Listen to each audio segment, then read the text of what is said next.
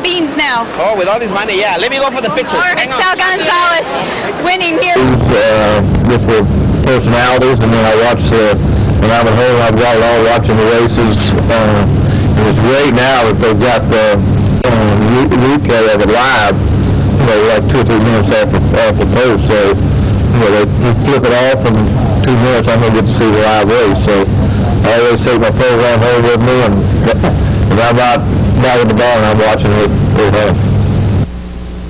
His third, 1 furlong to run, and Leichnau's not done yet. He's digging down for more at 36-1. Keyed Entry taking a final shot at him. Then comes Sweet Northern Saint. It's Leichnau and Keyed Entry. They're coming to the wire, and Leichnau has wired the field and the Gutham.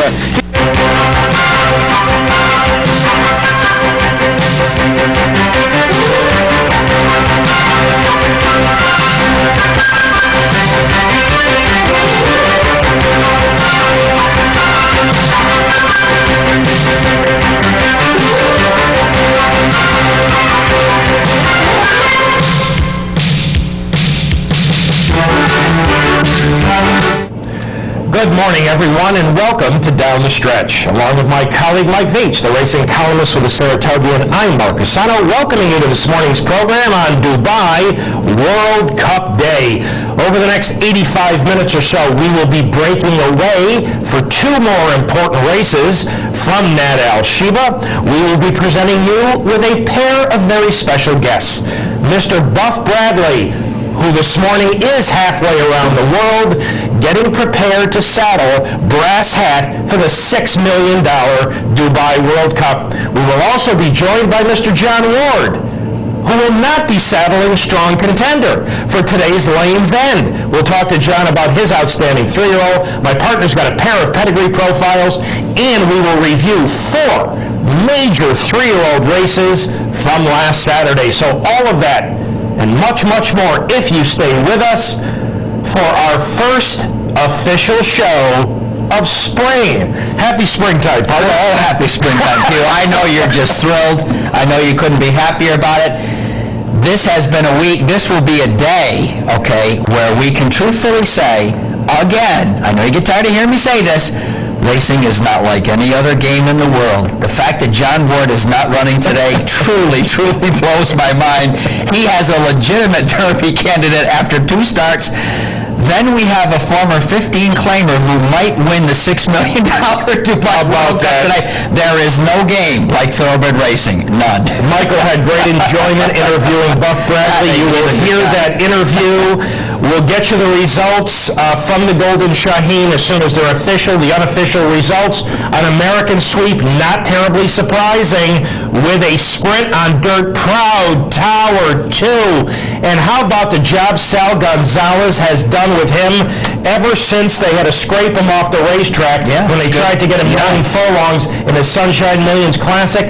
Comes back with bang-up efforts back-to-back, and he outgames Thor's Echo, so it's the same result as in the Sensational Star at Santa Anita. Proud Tower 2 beating Thor's Echo, the latter having problems changing leads, and finishing third, number 7, Jet Rest, an American sweep. We'll get you those prices as soon as they are made official and we have them. Let's get started. A busy show and the announcement of a retirement. Rockport Harbor, shown here capturing the Essex Handicap.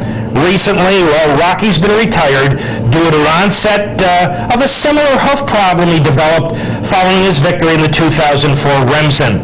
One of the top 2-year-olds of his generation, Rocky simply never panned out at 3 and 4. His race record, he was 4 for 4, including the Remsen and the Nash, who had 2, and 1 for 4 since. Partner, one of the thousands of examples of injuries holding back. Oh, it's too bad. I mean, Service had to deal with this forever since after the Remsen.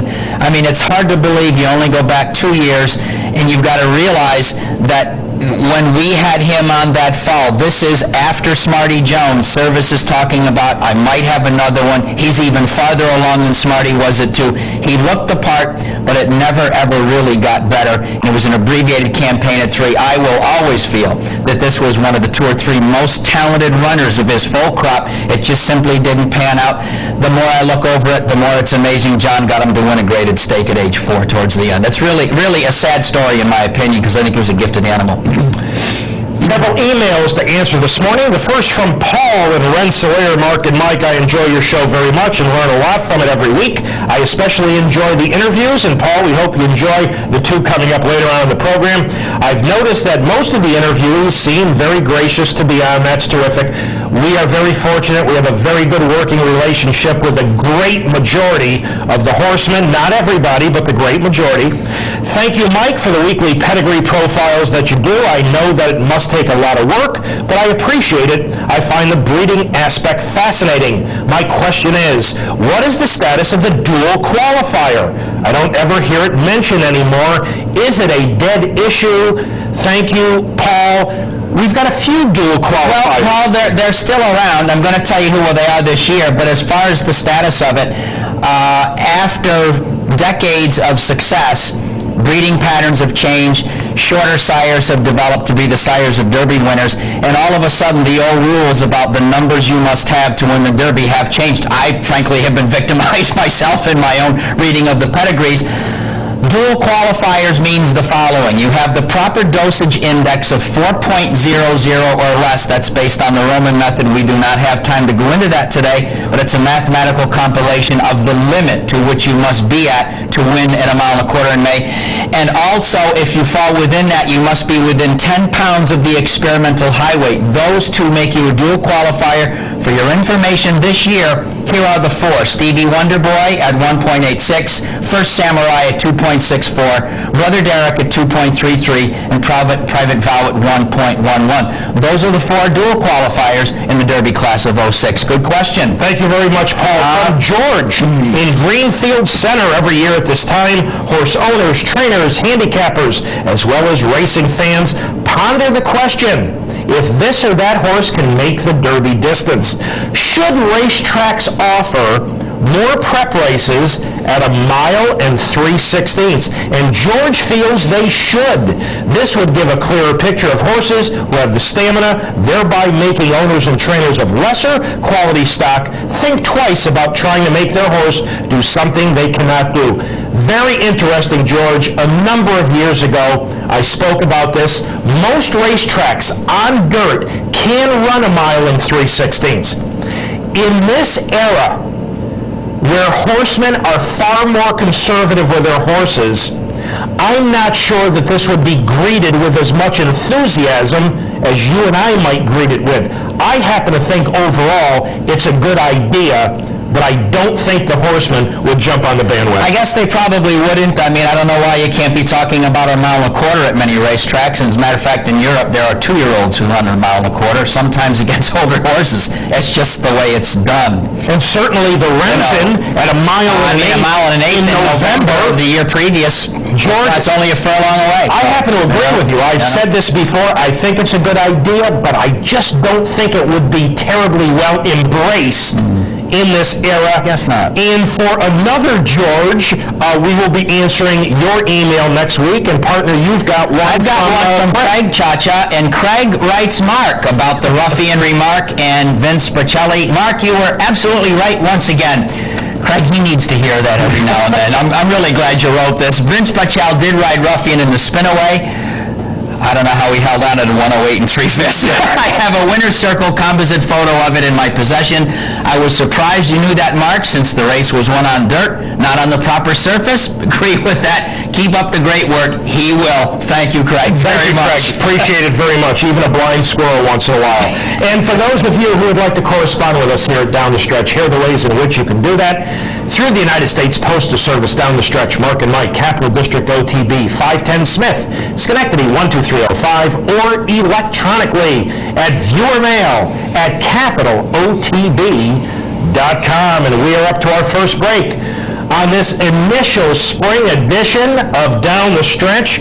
We are approximately 39 or 40 minutes away from the next race from Dubai, that being the $5 million Shima Classic at 1.5 miles on the proper surface. When Michael and I return, it's part one of our 3-year-old segment. So we will be back with all of that and more right after these messages. I'm John Wood, and when I'm in Saratoga Springs, I watch Capital OTB TV.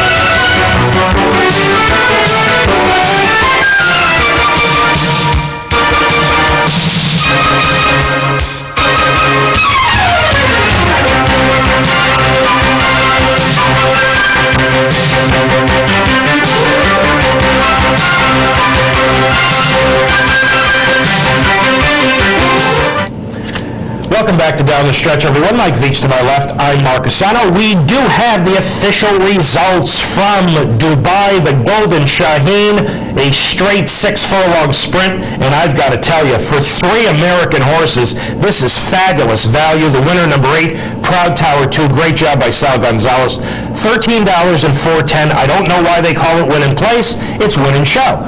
Second, number 12, Thorazeko, $7. Third, number 7, Jet West, $6.60. The exact of Proud Tower 2 and Thorazeko, who ran 1-2 in their last start against each other. $94. The try of 8-12-7, you include Jet West, it's $590. And the pick 3, 148.50. And again, we are just about 36 or 37 minutes away from going to the proper surface for the Dubai Shima Classic. We kick off our 3-year-old segment with word that one of the top 3-year-olds has been sidelined. Corinthian, shown here in front en route to crossing the line first, and the Fountain of Youth is off the Triple Crown Trail due to injury. The Jimmy Jerkins trainee suffered a hairline fracture of his left hind ankle. He is out until summer. I don't know, sometimes this is casually stated, but in his case, it might be a blessing in disguise. It gives him a chance to mature. Well, as long as he gets the chance to mature and as long as he gets a chance to heal properly, it might very well, because even if things had gone right, he'd be going into the Derby in unusual circumstances. I just feel bad for Jimmy Jerkins. He got his Breeders' Cup last year with Artie. He had a chance at a Classic, but this stuff doesn't pan out. Didn't pan out for me. One of my futures is down the drain right now. One of my sentimental futures. That's why the future play is so very, very difficult, and you must demand great odds. All right, 4 major stakes for the 3-year-olds from last Saturday. We will kick it off in New York with the Gotham, where number 6, Achilles of Troy, the star of the winter meet, was the slight favorited, $1.55 to $1. Number 7, Keat Entry, owned in part locally by Don Lucarelli, making his first start at 2 turns, was $1.65 to $1. And number 10, Sweet Northern Saint, the runaway winner of his last 3, Tough Post, was the 4-1 third choice. On paper, the Gotham appeared that it would set up to be a contentious, lively pace. Well, that was on paper. On the racetrack, Like Now was alone in front with keyed entry and closest attendance. Now, Prado was nursing keyed entry speed in here because this was his two-turn debut. Well, as Prado was nursing keyed entry, Fernando Jara was loose on the lead with Like Now in his two-turn debut. And after an opening quarter in 23-1, Jara was able to back the pace down while being under no pressure. The second quarter in 24-2, the third quarter in 24-3, he would sprint home. Keyed entry would make a final, albeit unsuccessful bid, and Like Now shocked the Gotham at 36-1 to win by a neck. Keyed entry, Sweet Northern Saint, chased really 2-3 throughout, but a major surprise in the Gotham. Yeah, well, you know, this was last weekend was a big intersection on the road to the Derby with 4 major stakes, as Mark mentioned.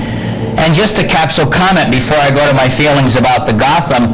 These 4 races, ladies and gentlemen, last week had 38 runners. 38 runners. The most impressive runner was the guy with more starts than everybody else, Lawyer Ron. 3 of the 4 stakes winners were former claimers. This is one of them. Now to the Gotham. The inside path has been golden a lot of days on this track this winter. I thought Keyed Entry handled 2 turns well. I thought he showed a nice late interest in the race here. But I am left wondering about overall quality. At this point, just wondering, I'm just wondering, but I'm just left overall with a feeling about the overall quality because I think Keyed Entry, or thought Keyed Entry, is a very, very classy horse coming off his victory in Florida. Still may be, but as Mark pointed out, getting to second and third quarter the way he did make quite a difference in the Gotham Stakes. I think it was a difference in the race. It really was. Because it's one thing to be able to ease off the pedal and toss in a couple of quarters in 24-2 and 24-3. But it's yet another thing when you're under no pressure at all. Sure. And he was not under a single bit of pressure at any point in the race. Here's Keyed Entry chasing throughout. Sweet Northern Saint chased 3 wide throughout. Inside was Greeley's Legacy. They basically sat 1, 2, 3, 4 around the racetrack. Achilles of Troy, the betting favorite, eased, vanned off the racetrack, subsequently found that he had back spasms, but the last 2.5 furlongs of the Gotham go in 30-4. Wonderful job by Fernando Jara. Sure was. Wonderful job. Again, I agree with my partner here. I'm not sure what to make of the Gotham. Like Now, Keyed Entry, maybe Greeley's Legacy, maybe Sweet Northern Saint will come back for the Woods. Sweet Northern Saint may go to the Illinois Derby. Achilles of Troy apparently will go to the Arkansas Derby, which is, I guess it's a little bit of a surprise to me. He's going to run into at least one killer that we know of down there. I should tell you that we did invite Ernie Paragallo, the owner of Paranac, the owner of Achilles of Troy, to be on the program. He did not respond to us. Congratulations to Kieran McLaughlin, Fernando Jara for the front-running victory of Like Now in the Gotham Stakes. We go to sunny and warm South Florida, to the West Coast, for the running of the Tampa Bay Derby. Number 3, Bluegrass Cat, is the 2-5 favorite. That was the only thing I got right about this race. I had his price absolutely accurate. I didn't think they had a chance in the world to beat him. Unbeaten in 4 starts for Pletcher, and a solid winner, the Sam F. Davis, over the track and last. But the one to watch is number 6, Deputy Glitters. He was second at 63-1 behind Bluegrass Cat in the Sam Davis. And here under Jose Lascano, he is going to stalk the pace of Winnie's Tigger 2. He's going to take over on the turn, and he's going to easily hold off Bluegrass Cat to upset the Tampa Bay Derby by 2 lengths. Partner, ladies and gentlemen, to me, Bluegrass Cat never looked comfortable in the running at all. We subsequently found out he had lost a shoe during the running of the race, but Deputy Glitters looked awfully good here in borderline dominating the Tampa Bay Derby. He followed a huge wake-up call in the Sam Davis. There's no doubt about that. And he's just in good going form right now, and he deserved this. This is a well-done job. Bluegrass Cat had me utterly mystified until I learned that he did in fact lose a shoe Believe me, that makes a difference. I thought Bluegrass Cat finally, and obviously, again, I'll bring up my sentimental factor here. I still like him a lot. Maybe I'm seeing something that's not there, but very, very, very late in the race, Bluegrass Cat possibly gets comfortable without a shoe. And even though he's not going to beat him, the fact is at the end of this mile and a 16th, he starts reaching out, and I kind of like what I'm seeing there, but that's just me. I'm not taking anything away from the winner, who just has become a real live horse at Tampa Bay this winter. Well, it's frightening because it's not just you. I agree with you. I think the last 100 yards, he looked more comfortable. He dug in. He had no chance to get it. No. This is not a takedown. Yeah. How about Tommy Albertrani and Deputy Glitters? Now, we do have some questions here. He has made dramatic improvement since he's gone to 2 turns. But the two-turn races were both at Tampa Bay Downs, somewhat conservative fractions. After going 3/4 and 13 and 2, Deputy Glitters comes home the last 2.5 furlongs in 30 and 4. That's the same as the Gotham. So, I mean, he came home fast. We're going to have to see when Deputy Glitters goes elsewhere if he can replicate that form. But that was a wonderful, wonderful performance. I'm in the same camp as my partner. I think Bluegrass Cat deserves another chance. First pedigree profile this morning. Within this pedigree, you're going to watch this colt in his debut break his maiden last September 1st in a maiden claimer at Saratoga. Then you're going to watch him run a wide second in the Sam F. Davis Stakes. Here is Michael's look at the pedigree of the Tom Albertrani trained Deputy Glitters. And pay close attention this morning. This is brand new in many aspects. Having campaign favorite Trick, Horse of the Year as a 2-year-old in 1997, owner Joseph Lacombe knows the demands and challenges of racing a good horse. We don't know if Mr. Lacombe was taking a chance or miscalculating when Deputy Glitters was entered in a maiden claiming event late last summer at Saratoga, but after his 14th length victory in his debut, there was no looking back at running with a price tag. Deputy Glitters was bred by Mr. Lacombe, who sent the stakes-placed Glitterman mare Glitters to Travers winner Deputy Commander.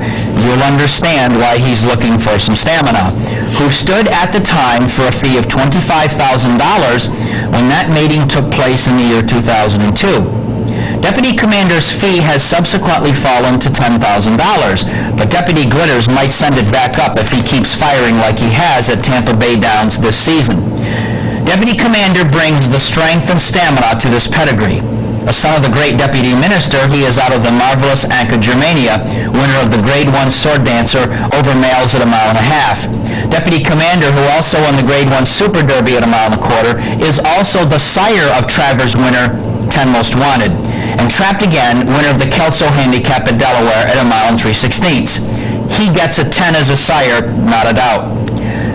Can't say the same for Deputy Glitters' female family, which has some names you'll be hearing here for the first time this morning and probably never again.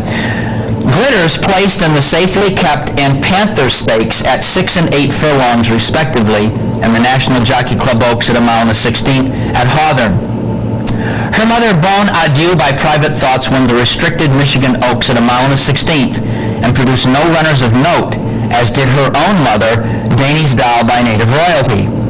Danny's Doll is out of One More Shekel by One More Chorus, who produced One More Lady, winner of the Winnipeg Sun and Canada handicaps at Assiniboia Downs in 1 16 and a mile respectively, out in the great northern nation that's our neighbor to the north that I visit every now and then.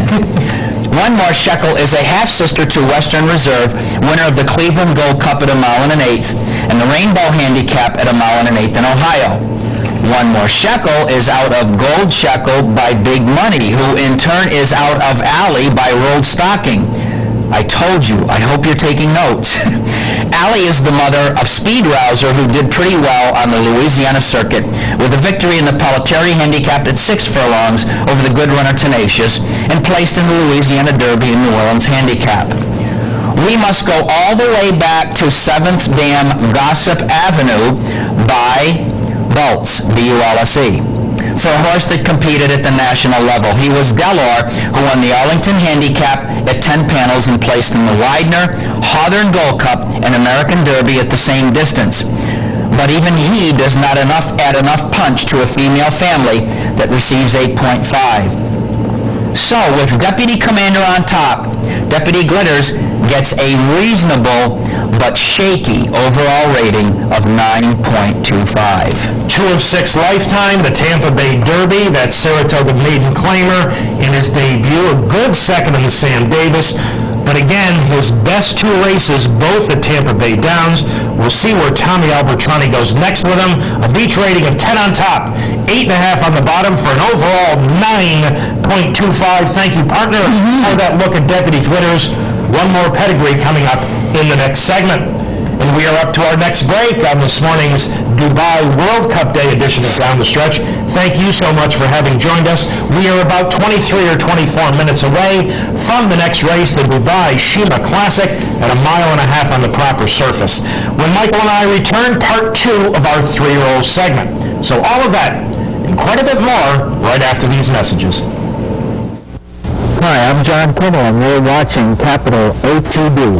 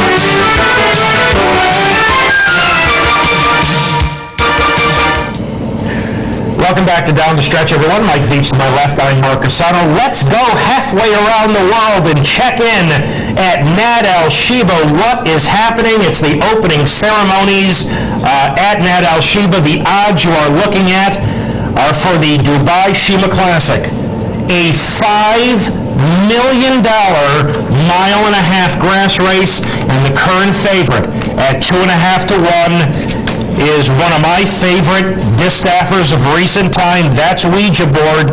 I mean, she's got to beat the males this afternoon. Now, folks, in spite of the fact that she's number 14, she starts from a reasonable post position, in post position 8.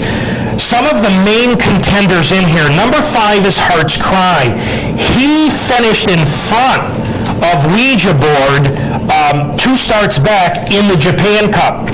But in spite of the fact that Heart's Cry is number 5, he starts from the far outside post, so he's got a difficult post to overcome. Christophe Clement is bringing back number 11, Relaxed Gesture. He ended the year with a big victory in the Canadian International. Christophe Clement is not having a particularly good meet at Gulfstream. That doesn't mean that this horse can't come back and run well, but I think they do have to beat Ouija Board. I'd like to get a little better than 2.5 to 1, but we've got 20 minutes to post to the $5 million. How's that sound? Oh, my God. Yeah, it sounds Give me great. a grass horse. $5 million Dubai Shima Classic. All right, we begin part 2 of our 3-year-old recap by going to Oaklawn Park for the Rebel. It featured the return of Private Vow. He is number 5. But the favorite was number 1, Lawyer Ron, unbeaten in 5 prior races on normal dirt tracks. Now, he had won the Southwest in his last start going to Lawyer. But I've been saying all along that I felt he was an absolutely better horse with a target to run at. Well, here, after breaking, a little flat-footed, a half-step slow, he certainly does have a target. Now, he resents a little bit going around the first turn. Yeah, the dirt kicked in his face. But down the backstretch, he's going to move up on his own. Johnny McKee, this is the key. Johnny McKee is not asking him. He's fifth right now. He's going to move up on his own. He's going to take over on the turn, and he's going to win convincingly by 3 lengths over Bob Holthus's other starter, Red Raymond, with Steppenwolfer third. This is one serious race. He's an amazing animal. I mean, at one point, he's so unhappy about not being up there, and he's so unhappy about being restrained that he forces McKee to go right straight up in the irons. I mean, it's incredible. But what you now have to watch is the last 3/8 of this race with literally no undue urging. He just inhales this field. And then what you have to watch when they go by the wire, if we have it, is watch the gallop out. It's unbelievable. This is, I'm going to use an old term, this is a running fool, and they have not got to the bottom of it yet. This is just overpowering, and Royer Ron simply wants more to do. I don't know how that translates on the first Saturday of May when all the good ones get together, but this is one of the good ones. I mean, his action was so bad a half mile out, and then he decided it's time to go to work, and it's absolutely awesome. I hope we see a head-on gallop out here. I don't know if we will in this or not. He just galloped out amazingly strongly. This is one of the 2 or 3 best 3-year-olds in the country right now, in my opinion. This was his 13th. Oh, yeah. This is a throwback. It is a throwback, you know. It is a throwback. Career start, and he's never been beaten on a normal dirt track. But I think he is so much better with a target to run at that it's not funny. I mean, in the Southwest, Bob Holthus said to John McKee, look it, we're the best, don't get in trouble, just send them. But here, other than the fact that he did the dirt kicked in his face, everything went beautifully. What about Private Vow? Sean Bridgman got him covered up, going down the backstretch to try to get him to settle, but when he tipped out, he was EMPTY. He was empty. Now, Steve Asmussen told you on last week's show that he expected this race, to get him to the next point, which will be the Arkansas Derby, but that was a poor effort, in my opinion, from Private Vow. Nice effort from Red Raymond, nice effort from Steppenwolfer, but a better than nice effort from the winner, Royer Ron. There's the gallop out. You talked about him wanting more. After 3 quarters in 12 and 4, the last 2.5 furlongs in 31 and 1, and he has yet to be beaten on a normal dirt racetrack. Out west, the Southern California in Santa Anita for the running of the San Felipe, where the favorite was number 5, Bob and John.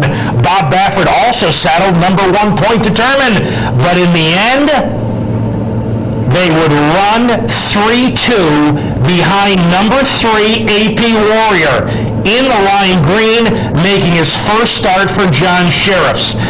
So, ladies and gentlemen, since I have no idea where this performance came from, and since my partner picked him, here's Michael to completely analyze the San Felipe. I'm honored. I actually I'm hitting lead off here because I picked a long shot to win the race. Well, it's John Sheriffs. It's interesting that when he got 23 days off with absolutely no work to do. I don't know if that helped him relax or not. I can't say it, but this is a different animal under John Sheriffs. Why did I like him? I make bets like this because of trainers like John Sheriffs. He had a dozen reasons to not do this. He had a dozen reasons to take him off the trail. He was a mess, and this is not a criticism of Owen Hardy. This is the way it works out. He's now 4 wide, and he's just really much the best over a fairly contentious bunch. Again, I'll raise the class question. I don't know if it's in this race. A couple of the Baffert things I thought ran worse than I think they were expected to do. I happen to feel the most important thing that happens here happens in the last 50 yards. Down on the inside is Point Determined. He's going to make a pretty good bid.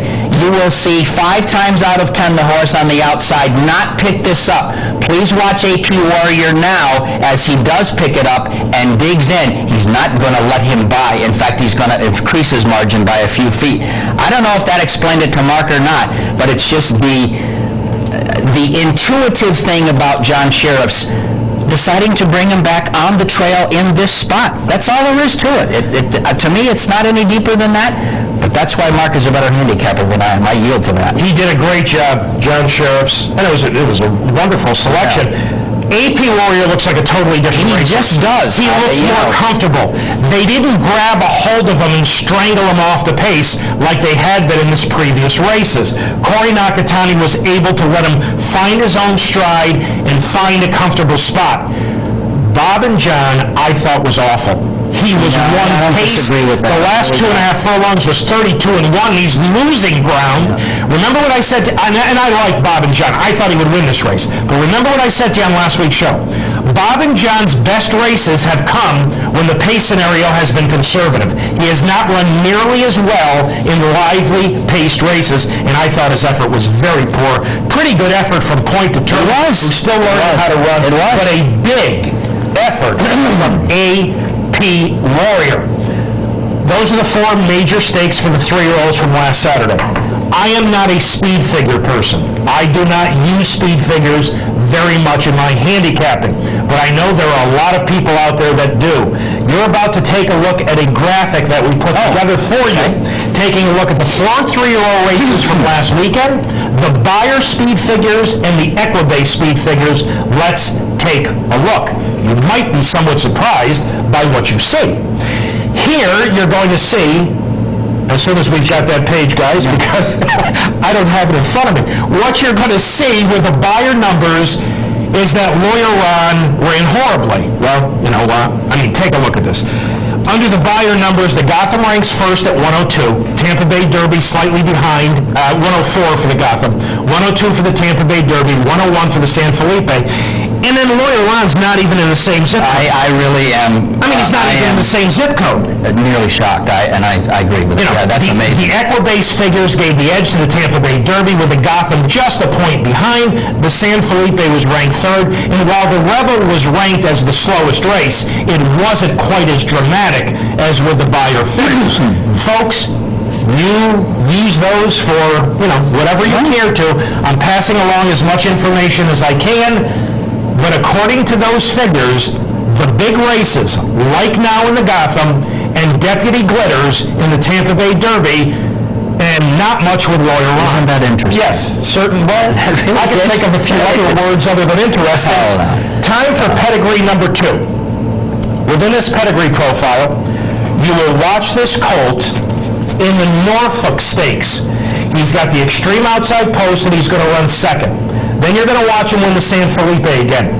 Pay attention to his running style. Pay attention to the way the rider in each race fits him. Ladies and gentlemen, Michael's look at the very expensive AP Warrior. Pretty much every time you hook yourself up with AP Indy in some way, good things are going to happen. AP Warrior, who was good to the tune of $1.3 million in the sales ring, is the son of this outstanding runner and outstanding sire by Seattle Slew. If you remember AP Indy, he won the Belmont and the Breeders' Cup Classic. But what is really memorable about him was his phenomenal losing effort in the Jockey Club Gold Cup when 3rd to Pleasant Tap and Strike the Gold. He nearly fell over at the start and was then slammed between horses as he tried to recover. AP Indy, well, any good one with Seattle Slew as a dad would do this, then flew home to be 3rd in a preview of his classic score. Keep that determination in mind when you think of some of his best runners. You saw it in the last 50 yards of the San Felipe. AP Indy belongs to the Farish family of horses bred in the purple. He's a half-brother to Summer Squall with a pedigree full of names like Buck Passer and Bo Ruler and Sir Gaylord and Prince Aquilo. He is the sire of Coaching Club American Oaks winners Gilles Bob, Jockey Club Gold Cup winners Mineshaft and Aptitude, Alabama winner Run Up the Colors, and so many other grade ones at classic distances that I've lost count. He is one of the very few sires I could be tempted to rate higher than 10. AP Warriors out of Warrior Queen, a daughter of Derby sire Quiet American, who brings some close-up speed to this pedigree. She was an English and Irish champion at 7 furlongs and the daughter of an Fleet mare called Call Me Fleet, whose mother Ocean's Answer is yet another link to one of the most important tribes in North America. Ocean's Answer is a daughter of the immortal 20th century champion runner and sire Northern Dancer, who reflected the great Canadian E.P. Taylor, the builder of modern Woodbine and Winfield's Farm, with such influential dignity. Ocean's Answer is a half-sister to Stormbird, the sire of Stormcat, and to Northernette, winner of the Canadian Oaks and Top Flight at 9 furlongs. In the Oaks, she defeated Fanfreluc, who would later win the Alabama Stakes at Saratoga. Northernette also won the Apple Blossom, defeating Grade 1 winner Kumwati Laurie. This immediate family is also responsible for Flower Bowl winner Scoot. The mother of this branch of Canadian runners is South Ocean by New Providence.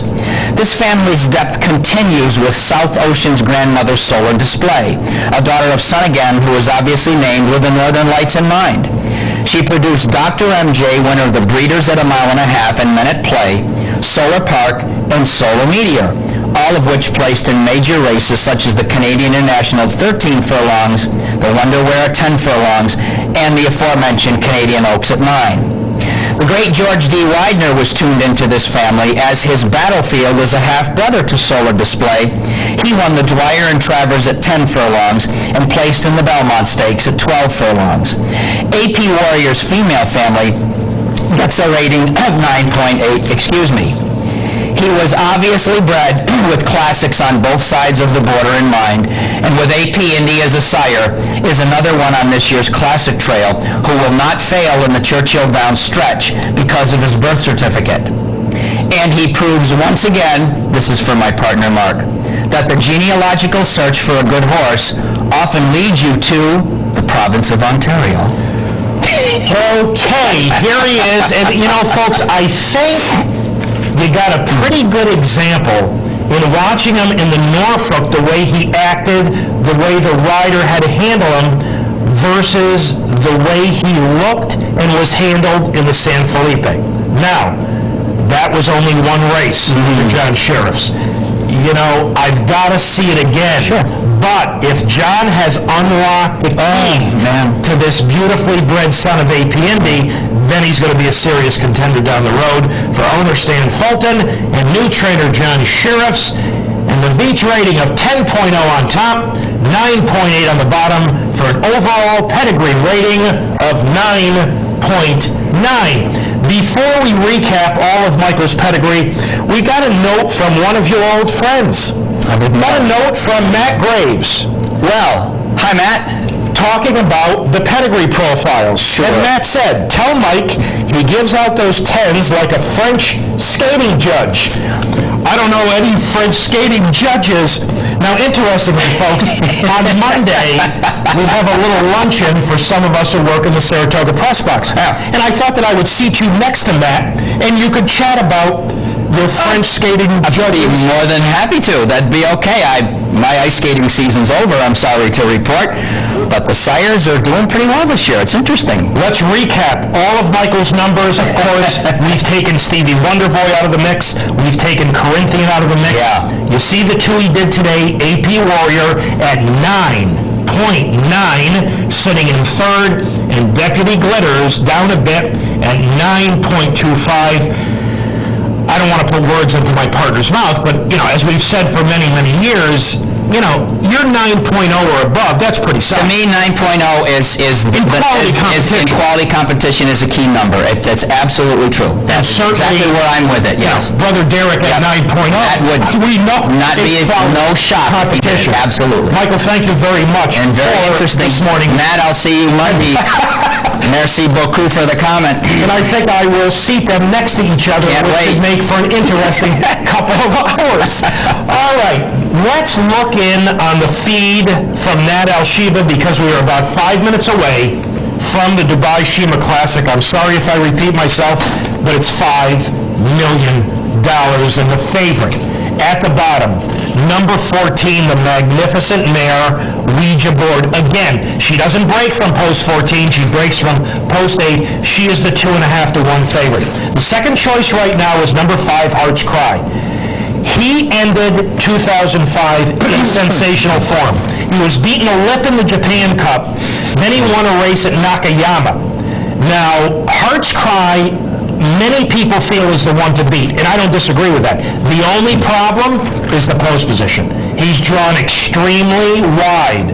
So Christopher Lemaire is going to somehow have to negotiate a trip from out there. The others getting play, number 11 at 4.5 to 1 is Relaxed Gesture for Christophe Clement. Ultra consistent throughout 2005. Again, Clement had him entered for a stakes race at Gulfstream. He wasn't quite ready to run, so he missed his prep. Whether he's going to be tight enough today or not, we're going to see in just about 5 minutes or so. Also getting money at 6 to 1 is number 4, Gray's Inn. There is one tremendous long shot on the board with a little bit of a chance. That's number 13, Alexander Goldrum. I know that Ed Dunlap and Kieran Fallon, the connections to Ouija board, are concerned about Alexander Goldrum, but I'll tell you, this Ouija board is hickory. She's just a wonderful mare, and if Kieran can negotiate a trip, I think she's going to be tough to beat. So what we're going to do, it's about 3 minutes to post. We are going to send you in just a moment, get you to the live feed, take a look at the odds board. If you've got some value, here's a look at the field. When we come back from the Shima Classic, we're going to be going over our list of top Derby prospects. We'll take a final break, and then we've got a pair of interviews this morning with John Ward and with Buff Bradley, the latter, who in about an hour and a half will be saddling brass hat for the $6 million Dubai World Cup. So you've taken a look at the field for the Shima Classic. Let's go halfway around the world to Nad Al Sheba and the live feed from Dubai. Feet in the crate with Ouija board. As you see, she's travelling well, not warm in any way. Got a bit of a head on her. She's trying to bite us all at the moment, but so she's in good shape. Good old girl. Another 4 hours to go, babes. Right, we've been flying now about 4 hours. Just come to have a look at Ouija board. My regular flying groom's climbed on the car now and trying to get a better angle on the horse. I hope you can see her a bit better. She's still travelling really well. Not warm in any way. Got plenty of water. All very happy at the moment.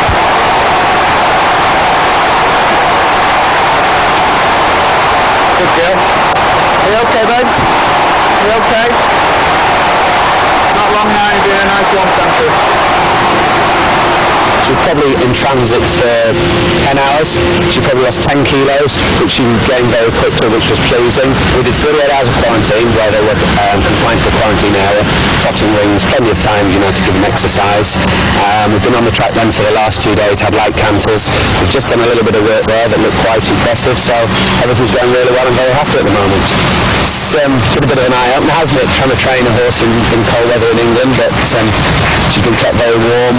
They put all heat lamps in a box, so the acclimatisation, she was used to the heat.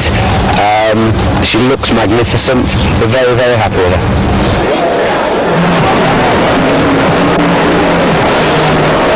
Well, Ouija board, she's an incredible mare, isn't she? What a wonderful temperament she's got. There she is going to post. She looked very calm in the paddock. It's been an evening where there's been a lot of buzz, a lot of excitement with the opening ceremony, and I'd say quite a few of them just getting on their toes and sweating up a bit in this frenzy of activity and excitement. Look at her, cool, calm and collected. And the man aboard, Kieran Fallon, ice cool as well. Let's have a look now for these runners and riders for this Dubai Shima Classic with $5 million. One is LAN, Michael Canal, 2 Collier Hill, Dean McEwen, 3 Falstaff, Johnny Murphy, 4 Gray's Inn, Woichong Marwing, 5 Heart's Cry, Christophe Lemaire, 6 is Lehman, Karen McAvoy, 7 Mustafa, Richard Hills, 8 Norse Dancer, John Egan, 9 is Oracle Yes, Kevin Shea, 10 Punch is the mount there of Marcelo and Relaxed Gesture, Corey Nakatani. 12, Shanty Star, Gerald Avranche. 13 is Alexander Goldrun, Kellen Manning. 14, Ouija Board, is Kieran Fallon. 14 run in this Dubai Shima Classic. Ouija Board has been the favourite for this race all week and remains so. 9-4. Hearts Cry 3-1 from 11-4. The Japanese contender Relaxed Gesture 7-1 along with Grazing, and it's 10-1 Alexander Goldrun, 12-1 Arthur West 20s bar. Hearts Cry, the Japanese contender, was second to CUSANO in the Japan Cup on turf. That was over the trip of 2,400 metres. He's got a big chance. We've already seen Japan with a winner here this evening. And famous, of course, for beating Deep Impact, the champion there. First horse to do so. He's lining up. That's Norse Dancer. He looked very sweaty in the paddock, and he's restless. Johnny, you can try and just to calm him down there in the stalls. Norse Dancer, who was second to the King George at Newbury. There's Grays in, number 4, Michael Cox runner here. Durban, Dubai, I should say a Durban July handicap winner, and second in the Hong Kong QE2 Cup. Yeah, he was of course on place in the Melbourne Cup, the 4th on the Shima Classic, this race last year. Not any more left to go forward for the big race coming up. Alexander Goldrun, one of the fillies, along with Ouija Board. You can see her. She might be the last one to load up. Kieran Fallon, of course, he's won this race in the past for Sir Michael Stout. That's John Terry. Ouija Board comes up into the gate. He is loaded away. The other man, Alexander Goldrun, goes in there. Ready to run.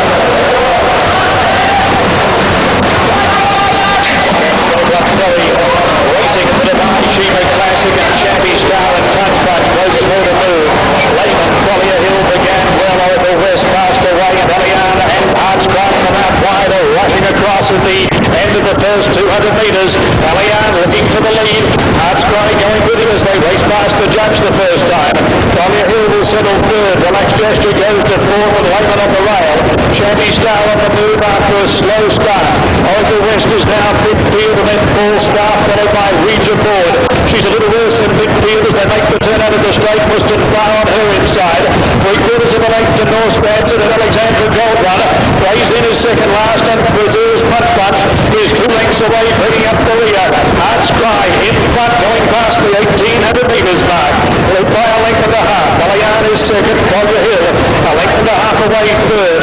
Relaxed Gesture fourth and 1 deep. Lehman on the rail. Then over west on the inside of Shanty Star, who's working hard 3 deep. Full start the fence. Ouija Board the outside.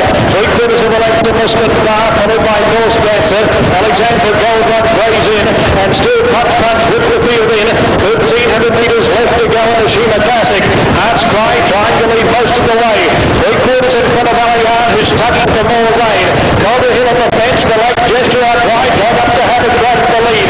Shanty Star is still trapped deep. Over west in the centre. Lehman coming away from the fence. First up, pushes up on the rail. Ouija Board 6 lengths off the lead. Then Muslim 5 Norse Dancer, followed by Alexander Goldrun plays in, and Punch Punch pulls deep from the tail of the field. Hearts Cry the leader. 800 metres left to go. Hearts Cry a half length in front of the Relaxed Gesture. Calder Hill third, enjoying the run of the race. Dalian is under pressure as they come to the turn, and flatten for the run of the judge. Ouija Board coming to the outside, giving the leaders 5 lengths in the straight. Hearts Cry in front. Calder Hill in the clear, going after the Japanese runner. Full start moves to third. Ouija Board down. Round up is coming down the centre of the track as they pass the 400. Hearts Cry in front. Collier Hill is under the whip. Then full start. Ouija Board is trying, but she's giving the Japanese champion a big start. Hearts Cry 2 lengths in front, past the 200. Collier Hill, full start. Ouija Board are chasing, but they won't catch Hearts Cry, and Hearts Cry is powering to the line. Hearts Cry for Japan wins the Shima Classic. Collier Hill second, full start third. Then Ouija Board, Alexander Goldrun, Alliard Lehman, Norse Dancer, Punch Punch, Muston Far, Oracle West, Gesture, Grays in, and Shanty Star is last of all. Hearts Cry. Stunning performance again from Japan. This time, Hearts Cry makes all the running under Christophe Lemaire to win the Dubai Shima Classic. Second is Collier Hill, third Falstaff, and Ouija Board, she got too far back in a slowly run race, and she just didn't pick up in the home straight. At the top of the straight, asked by Kieran Fallon, just couldn't find it. In fifth position, Alexander Goldrun. Sixth, Eliane. Hearts Cry in a tremendous ride by Christophe Lemaire. In spite of the extreme outside post, you saw him clear the field, get to the rail. Partner, that's an amazing thing to do. Wow. He was challenged in the middle of the race by Relax Gesture, turned back all challenges, and was tons the best. Wow. He got all the late money to go off as the 2-1 favorite. All congratulations to the connections of Hearts Cry and the Japanese, who did well earlier in the Godolphin Mile, win the $5 million Shima Classic. As soon as we get official results, we will pass them along to you. Okay, couple of things to finish up this segment. We're going to take a look at our list of top Derby prospects. Ladies and gentlemen, understand that even though it's got today's date on it, we did these earlier in the week in order to give everybody time to get them in place. So you're going to see Corinthian on both lists. Obviously, he is off the Derby trail. Let's begin by taking a look at my list of top Kentucky Derby prospects. There is no change at the top with Brother Derek. Barbaro moves to second and Lawyer Rod to third. I didn't drop Bluegrass Cat that far. Strong contender, because he missed his prep, would have dropped down a bit. Corinthian is out, but folks, there's Discreet Cat. And on next week's show, we are going to dedicate a significant amount of time to Discreet Cat's UAE Derby. And if the Godolphin folks announce that he's coming for the Run for the Roses, Michael will explore his pedigree. I don't know, I'm trying to think of a strong enough word. I have not liked at all the Dubai campaign for their horses coming to the Kentucky Derby. I like Discreet Cat a lot. He destroyed quality competition earlier today in the UAE Derby. He will actually move up on my list. Cause to believe, there's AP Warrior, Point Determined, Bob and John. The San Felipe result, First Samurai and Flashy Bull will go next week. Showing up, that's Barkley Tags, very impressive maiden and allowance winner who's on his way to the Wood. Sacred Light for David Hoffman's. Steppenwolf for Deputy Glitter, Keyed Entry, Sweet Northern Saint, My Golden Song. I do not have Like Now on there. I do not think he's any kind of a factor going a mile and a quarter. But there's a look at my list of top Kentucky Derby prospects. I like Discreet Cat, lightly raced. I like Strong Contender, lightly raced. I like Showing Up, lightly raced. Can this be the year where we buck tradition and we buck history and a talented, lightly raced horse steps up? I mean, it seems we've been drifting this way for such a very long time, and it seems even more this year that some of the apparently very talented horses are so lightly raced it's almost unbelievable. Cat with 3, Contender with 2, Showing Up with 2, and they may make it to the gate. I mean, that's a fair point to make. I mean, I'm not there yet. I suppose I should be, but to me it's clear that Showing Up and Strong Contender and Discreet Cat have talent that's recognizable just objectively from wherever you're coming from. So we'll have to see, but maybe it could be. I mean, what's the rule? It's Exterminator in 1918 with 4. Is that's the one? Well, who knows? Maybe it'll happen. So. All right, my partner had Bluegrass Cat on top. I had him second. I only dropped him to fourth. Let's say he gets beat at 2-5 at the Tampa Bay Derby. Let's take a look at my partner's list. And Bluegrass Cat, I still got him in the top 5, and I mean, it's just, and that was done without knowing that he'd lost the shoe. Brother Derek and Lawyer Ron have just kind of separated themselves as we stand here towards the end of March, in my opinion. Barbaro was there. I don't necessarily call that a weak situation. It's been a while since we've seen him. He apparently is going to go Florida Derby and apparently have just that one race 5 weeks out. AP Warrior, who I actually dropped a rating or 2 before after the El Camino Real. I was that impressed. I think he's with the leaders. Bluegrass, I might move up a notch now that I know it was the foot. Scratch Corinthian out of there. Point Determined with Mark. I can't get him out of my system. He's still there. Keyed Entry, I've got at 14. I'm really on the fence as to what to do with him in the Gotham because, to be fair to Keyed Entry, he was only doing what he was asked to do. I can't take that away from him, and he ran pretty good at the end. The biggest dramatic change for me is, Danny, don't get mad at me, I've really lost a little faith in Steppenwolfer. I've scaled him way, way down. I thought he had every chance to finish better than he did, and there's one of two things happening here. Either he's not the apparently looking for 10-furlong horse that we thought he was a race back, or he's tired of looking at Lawyer Run, and it's got him very concerned. Strong Contender have a lot lower, and Bob Holthus's other horse, Red Raymond kind of just won't go away. So there's my top for this particular time, 42 days out. Only 6 weeks away from the Run for the Roses. We are up to our final break on this morning's Dubai World Cup Day edition of Down the Stretch. Thank you so much for joining us. When Michael and I return, as soon as the results from the Dubai Shima Classic are posted and official, we will give them to you. We've got our two guests coming up. John Ward to talk about Strong Contender, Buff Bradley to talk about Brass Hat. So all of that and much, much more right after these messages. Hi, I'm Rick Barrett, and in my office we always have on Capital OTB TV. Been able to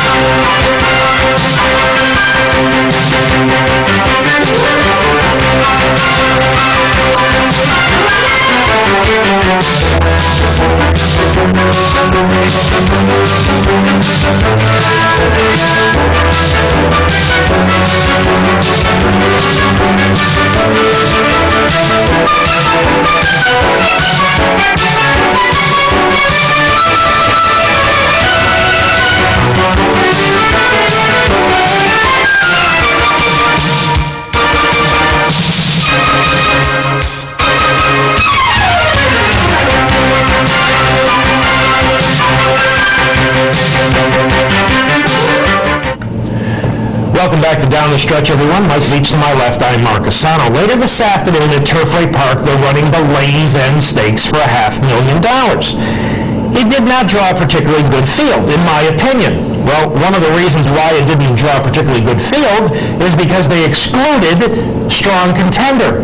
Because you enter the race, it's only 12 starters, no also eligibles, based on earnings. Well, Strong Contender is a lot better than most of or all of the horses in this afternoon's lane end. Very unusual situation. He was banned from Florida for the race. Then en route, John Ward realized he wasn't going to be in. How badly does that throw off his schedule? Well, yesterday, I had a chance to sit down and chat with the trainer of Strong Contender, Mr. John Ward. John, you banned Strong Contender from Florida to Kentucky, and he was excluded from the Lane's End. Your feelings? My feelings are, I guess the best laid plans sometimes go awry. That's what's happened to us. But luckily, we've got some other opportunities to go ahead and get this horse where we want him, and that'll come about in the next couple of weeks. John, did you give any consideration? You had him in Kentucky. Did you give any consideration to running in the Rushaway? I know it's ungraded, but it would have given him one more race under his belt, a little more experience. Well, it would have given me more money. It wouldn't have given me any graded money, and it would have confused my rider situation down the road. Right now, Edgar Prado is ridden him and ridden him well and does the work well on him. And that would have left a question mark in their minds about what was what. And so, getting to the Derby, you got a lot of hoops to jump through, and the Rushaway, in my opinion, was the wrong hoop to jump through. John, with the Reigns end now out of the picture, in all likelihood, where will Strong Contender run next? Well, we've got three options. We've got the Florida Derby next week, which is not a strong option in my point because of again, we don't have Prado as a rider. We got the Wood Memorial, which is a strong option in my point because we would have Edgar Prado there. Tough racetrack, first time around 2 turns, demanding. So, we'll have to look at that very closely. And then we do have a fallback position for the Bluegrass, which is a more speed-biased race. But here again, Prado was tied up on First Samurai there. So, we got a lot of decisions to make in the next, I'd say about 72 hours. John, you come from a unique perspective in that you won the Kentucky Derby with Monarco, so my question is, with the likelihood of only 3 career starts under his belt by mid-April, is Strong Contender a viable, legitimate contender for the Kentucky Derby? Well, I think so. I put it like this. I would rather have a lightly raced horse that's got superior talent to a heavily raced horse who has no talent at all.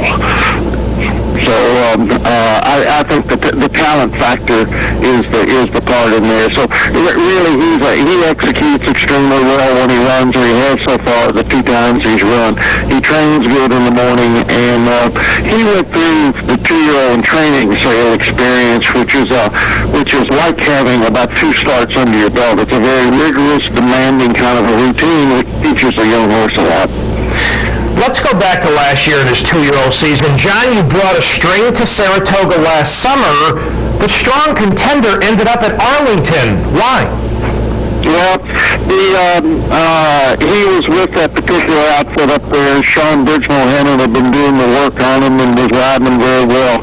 And, we had watched the Arlington horses tended to, 2-year-olds ran well and came off that. If he came out of that race with a little bit of a problem in the shin, a little bit of a crack, so he had to wait, else he'd have been on over to Saratoga right away. So it was just, he's a big horse and it didn't work out as far as what our glory plans were, but he justified himself, and now he's just sitting on a spot where we got to be able to get him run.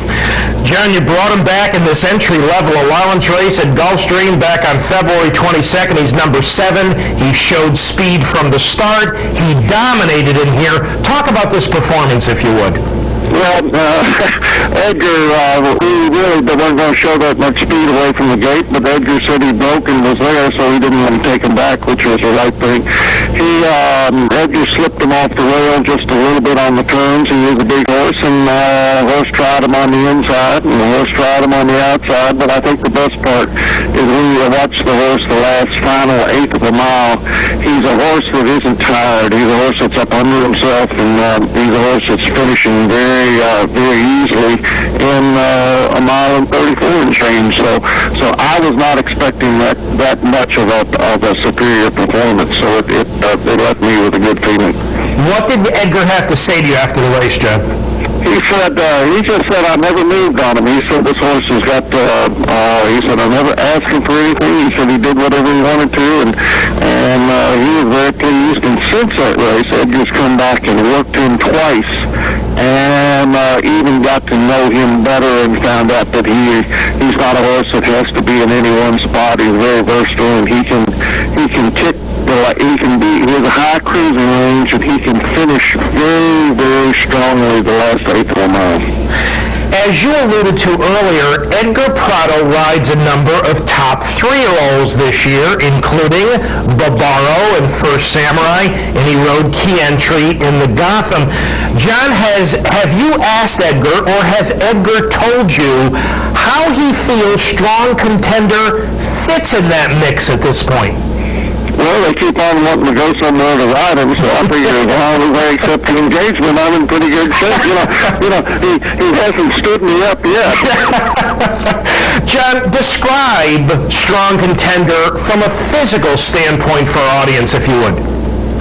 He's a horse who's about 16'3", great big chestnut horse, long horse, probably weighs about 1,100 pounds, has a tremendously long stride when he trains, and pedigree-wise, Maria's Mon on the top, but Dynaform and Mir on the bottom, and Mr. Oxley tells me that in the fifth generation he's 5 crosses to Rebo, so stamina shouldn't be a problem.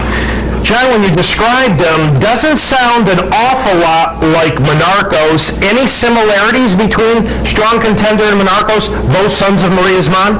No, as far as physically goes, no. Genetically, both horses have this capacity to finish well, and their endurance is unbelievably good. And they have this ability to kick, as you saw Monarchos be able to close extremely well.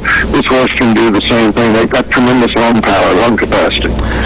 All right, John, Strong Contender broke his maiden at Arlington at 2. He won an entry-level allowance at Gulfstream at 3. How good is he, and potentially how good can Strong Contender be? Well, you know, he's a May the 15th foal, so he's got to get better every day he's around. So I think he has got tremendous potential. I think he's got all the parts that it's going to take to do the early three-year-old campaign. He's got speed. He's tactical. He can do whatever it is. Now all we got to do is get by the rules of racing so we can get this horse in the field. Well, John, first of all, congratulations on the success. Best of luck wherever you go with him, and I know we'll be on the phone with you here in the next couple of days to find out what's going to happen. All the best with him down the road wherever he takes you. And as always, thanks so much for having joined us this morning on Down the Stretch. Thank you. John Ward, ladies and gentlemen, the conditioner of Strong Contender. And our Julie Hoxie just got off the phone with John Ward. I asked her to give him a call to see if he had made up his mind on where that talented colt would start next. John said, not yet. It will likely be in the next 48 hours. Let's get you the official prices from here at OTB for the Dubai Shima Classic, and the winner was the favorite. Despite a very difficult post, Christophe Lemaire, terrific ride. Great piece of training. Number 5, Heart's Cry, $6.210. Second, number 2, Collier Hill, $15.80. Third, number 3, Falstaff at $23.20. My girl Ouija board, no better than 4, simply was not good enough. The $2 exacta 5 and 2, $108 even. The $2 try, 5, 2, 3, $18.29. And the $2 pick 3 of 8, 8, and 5. And you know what? If I'm not mistaken, that's Discreet Cat, who was the second choice. That was Proud Tower 2 is certainly figured. Yep. And Heart's Cry was the favorite. $190.50. In about 1 hour and 10 minutes, they will run the $6 million Dubai World Cup. And Buff Bradley and his dad, Fred, will be sending out Brass Hat. What a story this has been. It really is. He was on the sidelines for a year. Now they're in Dubai running for all of this money. A tremendous story. And on Thursday, my partner had a chance to sit down and talk about the story of Brass Hat with his trainer, Buff Bradley. Buff, as this comeback campaign for Brass Hat has evolved, was the Dubai World Cup sort of in the back of your mind the last month or two? Probably in the last month it has been, but not before then. I mean, we were nominated right after the New Orleans Handicap, but still, we weren't realistically thinking about going. We knew that we had to do some things good in the dawn to be able to go. Mm-hmm. Buff, how has Brass Hat acclimated to Dubai? Oh, he's done very well. I mean, he's so relaxed here and made the trip over good. He's well hydrated. He hadn't missed a note. So he's doing very well over here. That is very, very good news. Now, I've got to ask this question. You've got one of the best older horses in America right now, Buff, who is on the eve of a $6 million world's richest race. but this guy began life at Turfway in a $15,000 maiden claimer. You've got to talk about that, if you will. Yes, sir. Well, his very first start, we wanted to put him somewhere where we thought at least he could get a race going in him. Here we are at Turfway. He trained there since September. His first race was in January. He had never outworked a horse in his life. He just really looked to be kind of slow. I mean, and his works were, for a half and 51, and that was on the conventional track, and not like the poly track now where that would be an okay time. But, he really, after that first race, we thought, wow, he really blew by some horses coming down the lane, and that was going short, and we knew that he really needed to be going long. I mean, he was bred to go long.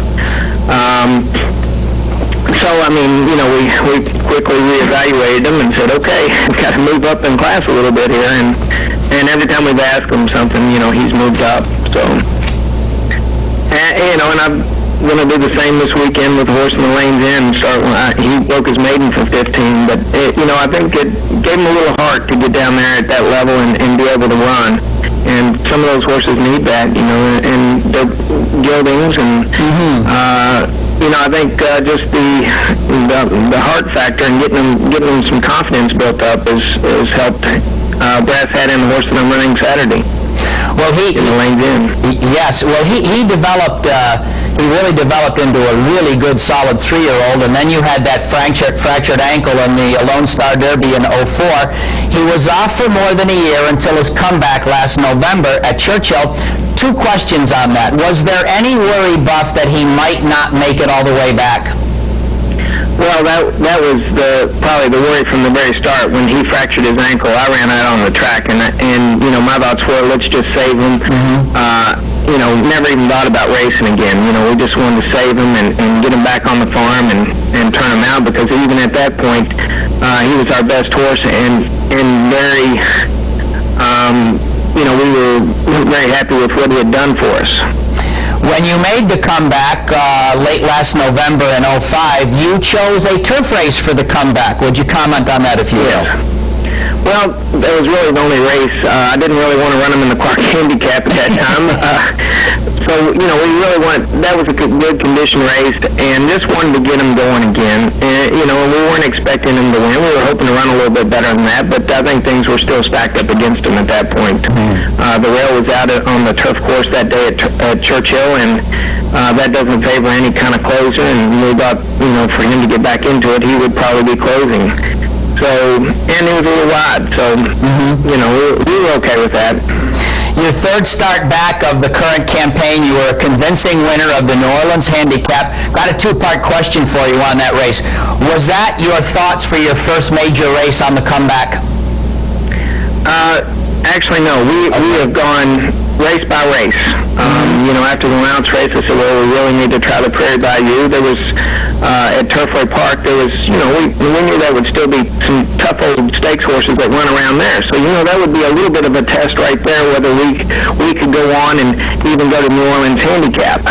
So when we got home that night after the race, we sat down and talked about it and said, well, this one fits right in the schedule here. Let's shoot for this one.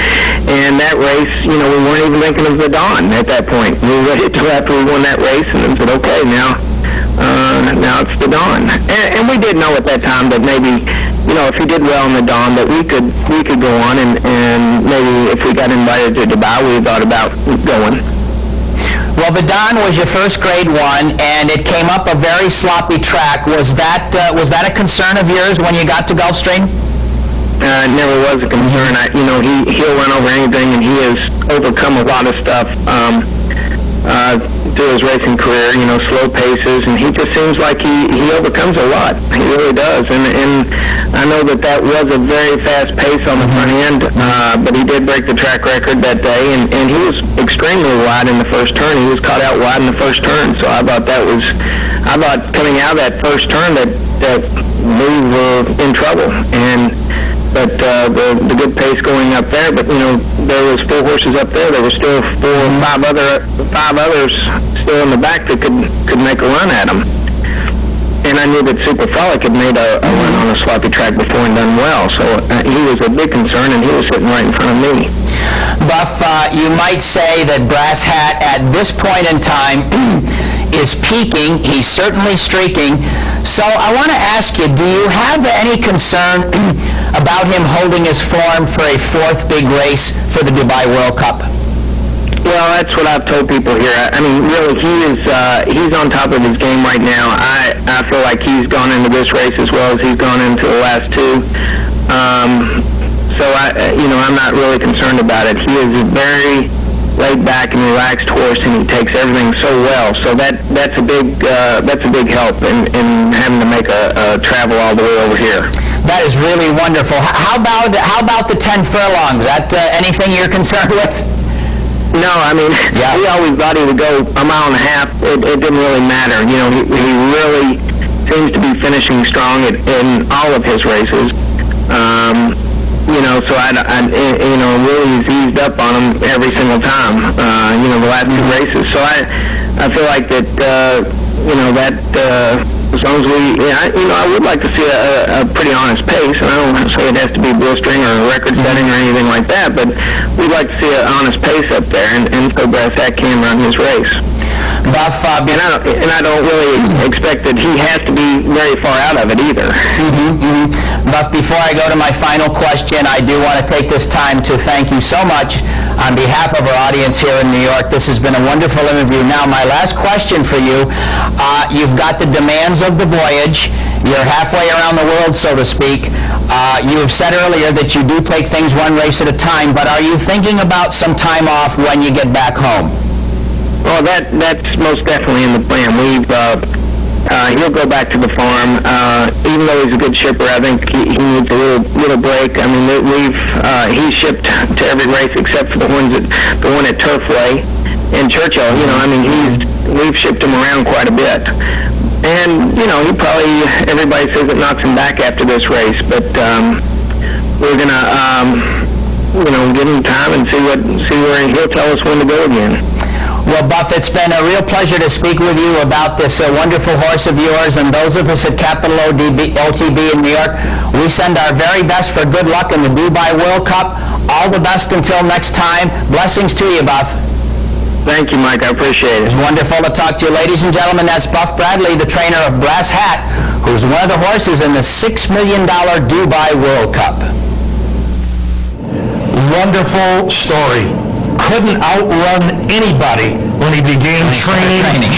Put him in for next to nothing, and here he is. He's already earned $1.2 million, and he's up for $3.6 million in less than an hour. What a fabulous story! Great interview. Let's take a look at the field for the Dubai World Cup.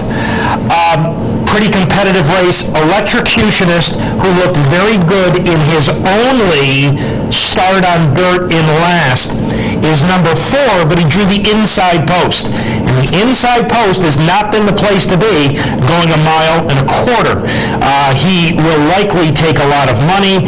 We have good, solid American participation with Brass Hat, with Choctaw Nation, with Magna Graduate, with Super Frolic, and with Wilco. The Japanese have had a heck of a night at Nad El Sheba. They have Kane Hikili, the winner of the Japan Cup Dirt, and the February Stakes.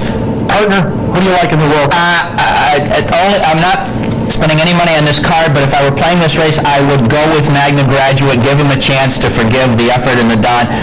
I just think he's sort of got that loping type up-front style that may factor here, and I have no doubt he can get 10 furlongs, but it's pretty wide open.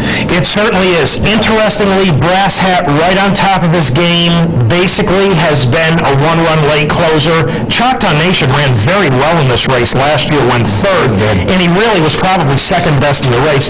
Both of them are one-run late closers. That hasn't been the MO with the Dubai World Cup over the years.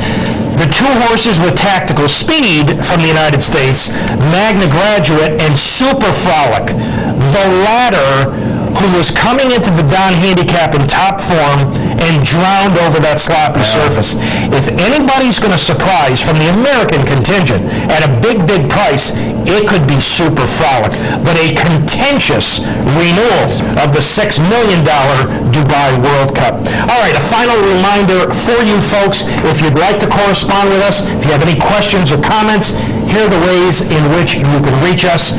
Through the Postal Service down the stretch, Mark and Mike, Capital District OTB, 510 Smith, Schenectady, 12305, or electronically at viewer mail at capitalotb.com. Next week is Florida Derby Day. We will have some guests for you surrounding that $1 million race, which will feature Barbaro from Michael Matz, and the New York bred Sharp Humor from Dale Romans. Flashy Bull is scheduled to come back for Kieran McLaughlin. That is next week. Time to thank all the folks who got this week's show on the air. Kind of a difficult show to do. Dan Hayes directed, Pat Peretta, Kurt Flick, and Pete Persico, our associate producer Julie Hoxley, and special thanks to this morning's guests, Buff Bradley, who will send out Brass Hat in the World Cup, and John Ward. We are about 4 minutes away from the next race from Dubai, the Duty Free, which is 9 furlongs on the proper surface. Again, it's for $5 million, a late scratch of number 15 Iridescence, who acted up badly in the paddock. Folks, I don't know anything about the foreign horses. I don't know much about them. I can tell you that number 10, the Tin Man, has come back awfully well for Dick Mandela. I liked his race last time. He was drawn well this afternoon. Victor Espinosa has some experience over the course. I think the Tin Man is going to run very well, and he's 3-1. So that's coming up in just a couple of moments. The Dubai Duty Free. Partner, have a good weekend. You too. I might see you and somebody named Matt Graves on Monday. Matt, bring a tape recorder. Enjoy this first few days of spring. Happy springtime. Ladies and gentlemen, as always, thank you so much for having joined us this morning on Down the Stretch. Enjoy the rest of the races from Dubai, including the World Cup. Have a wonderful weekend and a terrific upcoming week. Mike and I will see you next week.